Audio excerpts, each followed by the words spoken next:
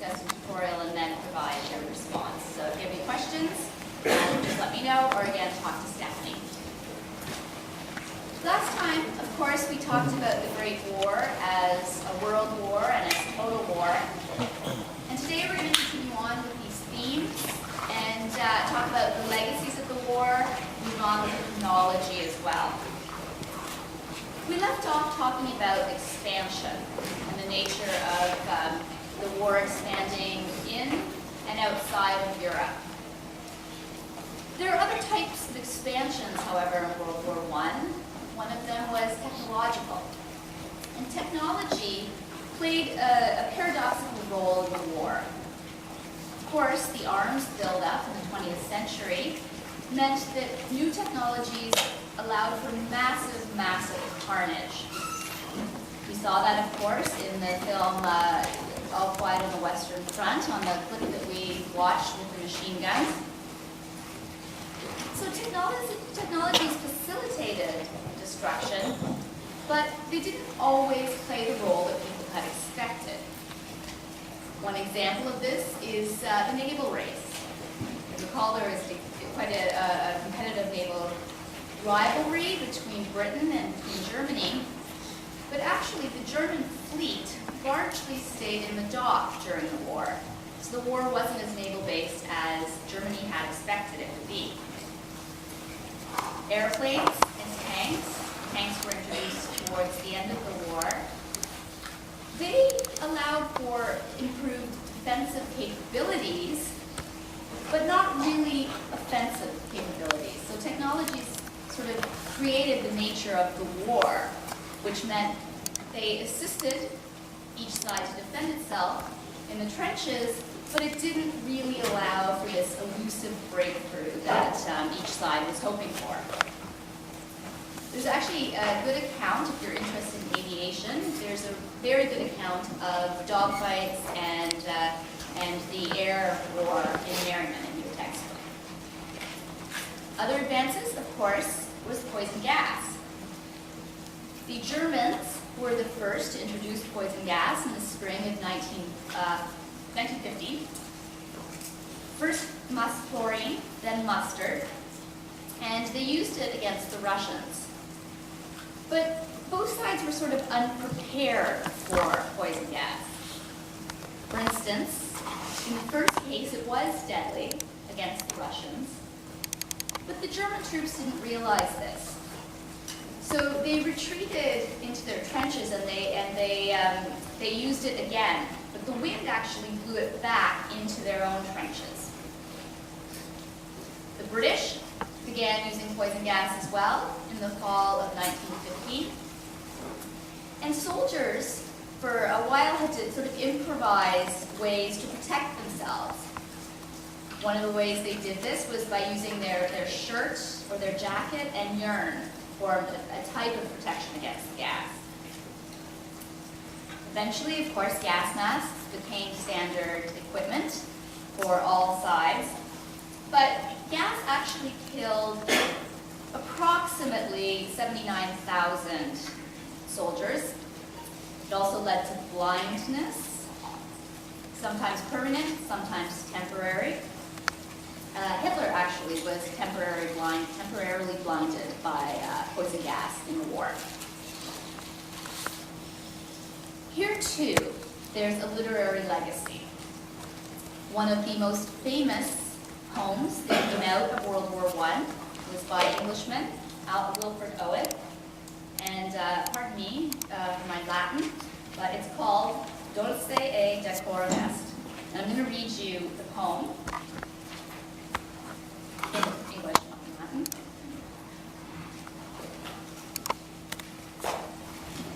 Bent double like old beggars under sacks, knock-kneed, coughing like hags, we cursed through sludge, till on the haunting flares we turned our backs. And towards our distant rest began to trudge. Men marched to sleep.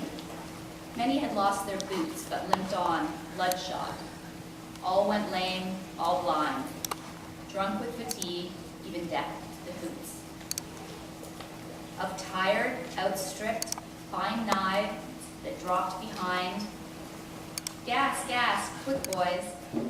An ecstasy of bungling, fitting the clumsy helmets just in time.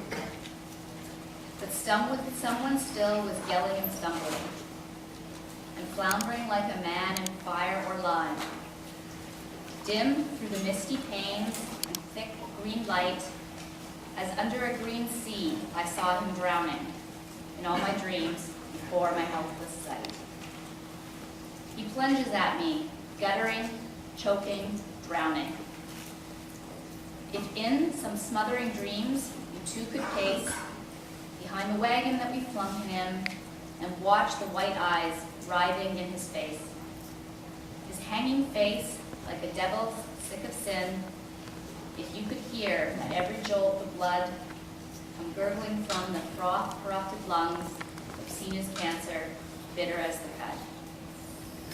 Of vile incurable sores on innocent tongues, my friend, you would not tell with such high zest to children ardent for some glory, the old lie, dulce e decorum est, pro patria mori, which means it was sweet and wonderful to die for your country.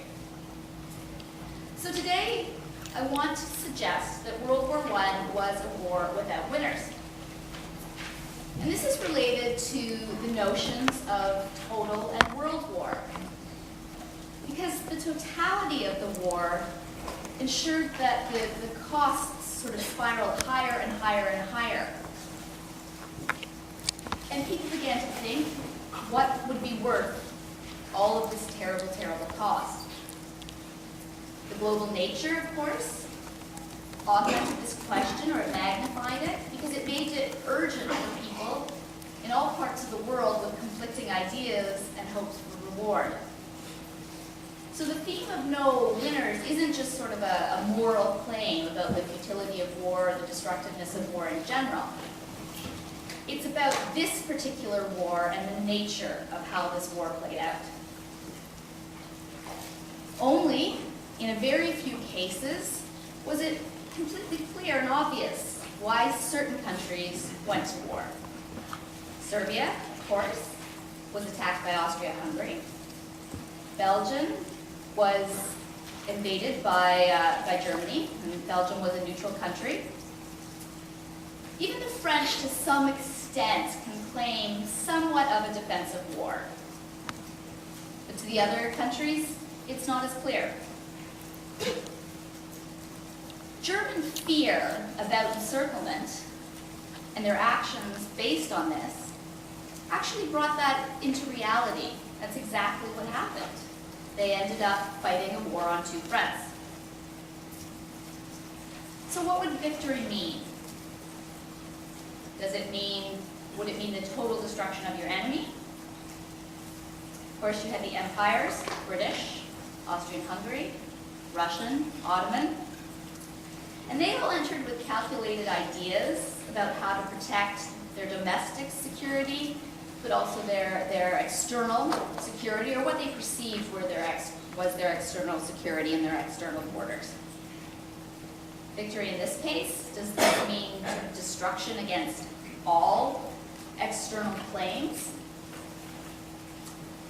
Others, of course, Bulgaria, Romania, Italy, they had hopes for territorial gains. Of course, territorial gains would come at the expense of neighbors, and this would and did ensure ongoing conflict, which is one of the legacies of the war. So a war without winners really has to do with the nature of the war. If you think about Canada, India, colonies in Africa and Asia, what on earth would they win from this war? Why did they enter? For the most part, they had no choice. So what would victory mean for them? What would make it worth the destruction of lives, of families, and often of entire communities? In Canada, you had entire communities in Newfoundland and Maritimes and Ontario and out west that were wiped out in terms of the young men. So this is what a war without winners would look like. So I want to trace some of the dynamics of this notion of a war without winners, to deepen our understanding of the course of the war. And this in turn will help us understand subsequent events. One of the hallmarks of total war is mobilization of the home front. The fighting and non-combat populations are both mobilized. Women, for instance, traditionally did not work in production, and they began to both in Germany and in Britain. This is women working in Germany. Sorry, the microphone, the hands-free microphone I can't find. So this is where women, they're actually building grenades for the German army.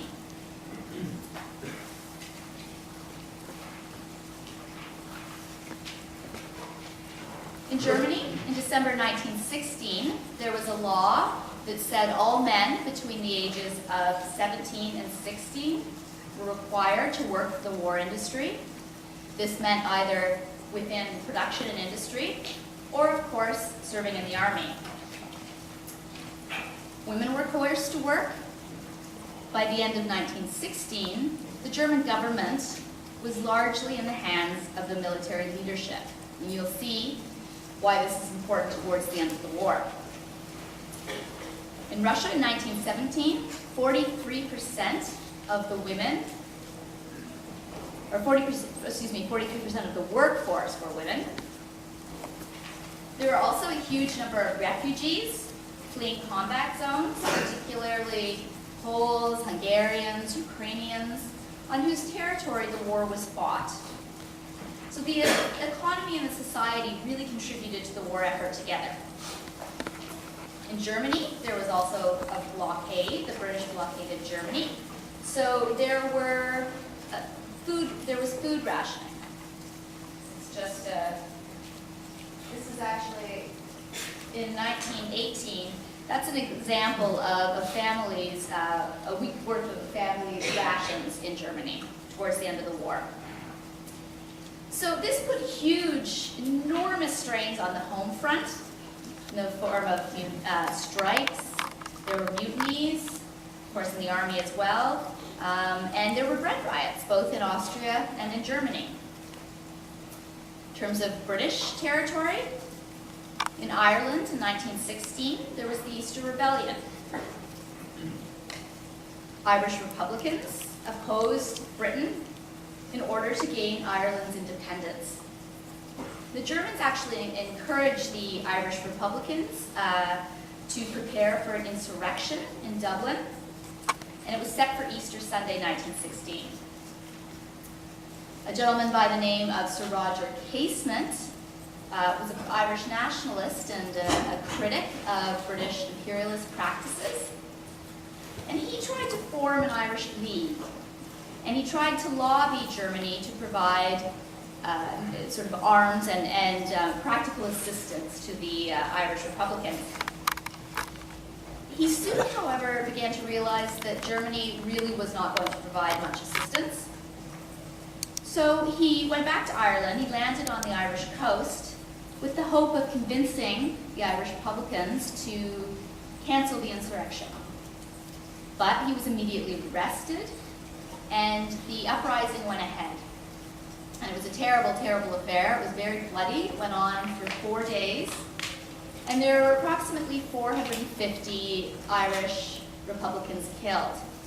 So here you see tension and violence in domestic instances, and Britain using its army for what it considered to be domestic uprisings. And every single one of the powers brought to the war brought enormous domestic tensions and strife. The Russian Empire, as you'll see, was the first to collapse, but all of the empires, and actually all of the countries, were shaken by the war. If you think about total mobilization, it requires coercion.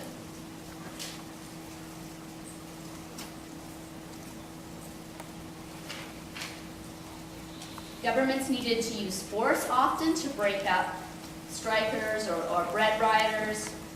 They needed to coerce their population. In Germany, of course, this meant a military government taking control. They needed increased economic production. So some of these practices, like beating up strikers or even extracting forced labor, actually ended up creating the very disloyalty that governments had feared. So coercion came in many different forms. Even soldiers began to continue the benefits of, or began to consider the benefits of continuing to fight into doubt. At the same time, however, to sort of ensure that the population held out and continued to fight and in sort of try to prevent internal disloyalty, the leaderships produced coercive measures that was based on sort of promises for the population, something that would make it worthwhile, that would make all of this sacrifice and this carnage and this suffering worthwhile. These promises took many different forms. In Germany, the government promised that there would be increased democratization after the war. Of course, Germany government was the emperor, Kaiser Wilhelm. So there was a promise for increased participation. Britain promised votes to women if they continued to support the war. In Russia, peasant soldiers were given the hope that there might be land reform. In other cases, some of these problems, or these promises, were even larger, were even more grandiose. National autonomy, promises of territorial gain, at the expense of those who would be defeated. The Balfour Declaration in 1917 is one example.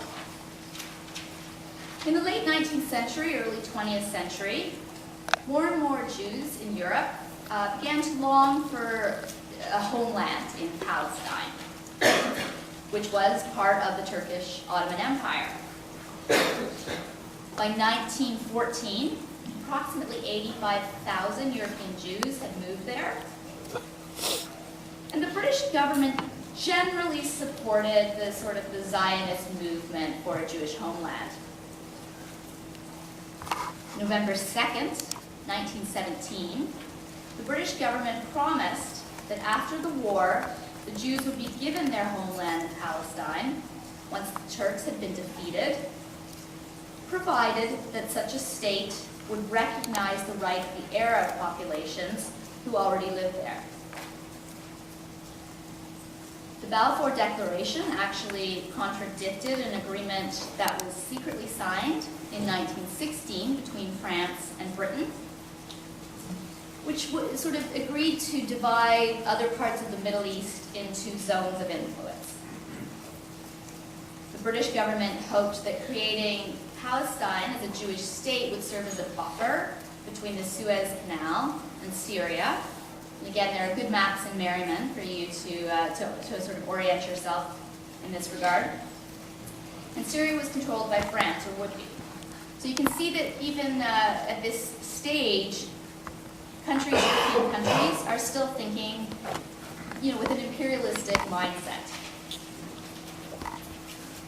Romania entered the war in 1916 on the side of the Entente, but only after it extracted the promise that it would be given the territory of Transylvania in the event of the victory for the Entente. The Poles were actually promised their own state by both sides. In India and in other colonies, people were promised more sovereignty. So, in other words, this idea of sort of mobilizing the population, or the need to mobilize the population, was both a carrot and a stick approach. If you think about this dynamic, the promises sort of raised expectations, but they turned out to be nearly impossible to keep. In many cases, there was likely not even an intention to keep them.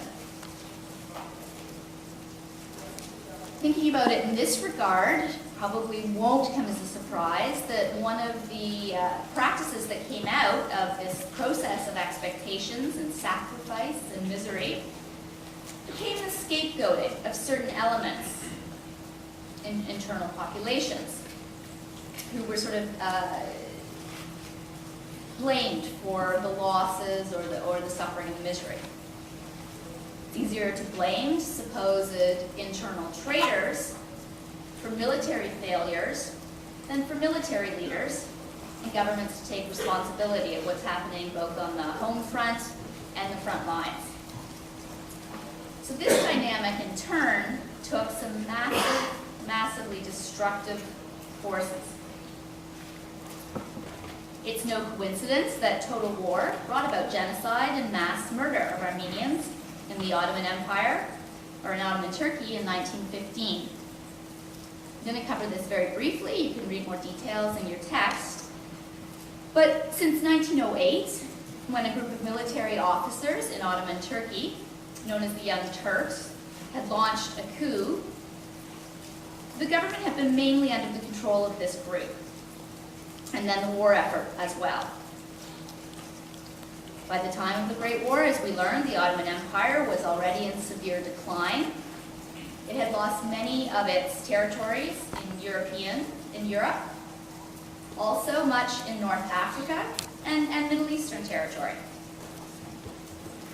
So for the Young Turks, the purpose was consolidation of the power of the empire and sort of consolidation and hold over the territories that were remaining in their possessions. So this desperate desire to hang on to what they had.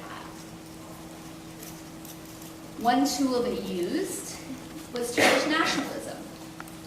And they wanted to emphasize that Turkey was not just a multinational empire. Ottoman joined Germany and Austria-Hungary in the war in an effort to ward off the Russian threat. And indeed, there were Russian intentions towards the Ottoman Empire. Russia wanted warm ports. The war went badly for the Ottoman Empire. Even triumphs, such as the Battle of Gallipoli that we talked about last week, brought tremendous casualties. In 1915, on the official accusation that Armenians were plotting with Russia to defeat the empire, the Young Turks accused Armenian population of conspiracy, and they began to take violent measures against them. However, it certainly seems now that the vast majority of Armenians had been loyal citizens. There was, of course, a long period of peaceful coexistence, although there were instances of violence and massacres in the 1890s.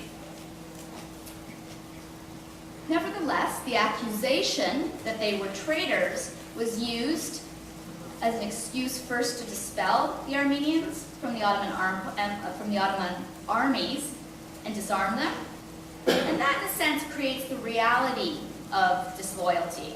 So you create that sense of disloyalty through this practice.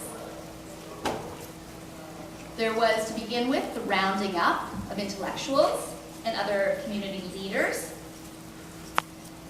the killing of men, and then the turning of to the wider population of Armenians.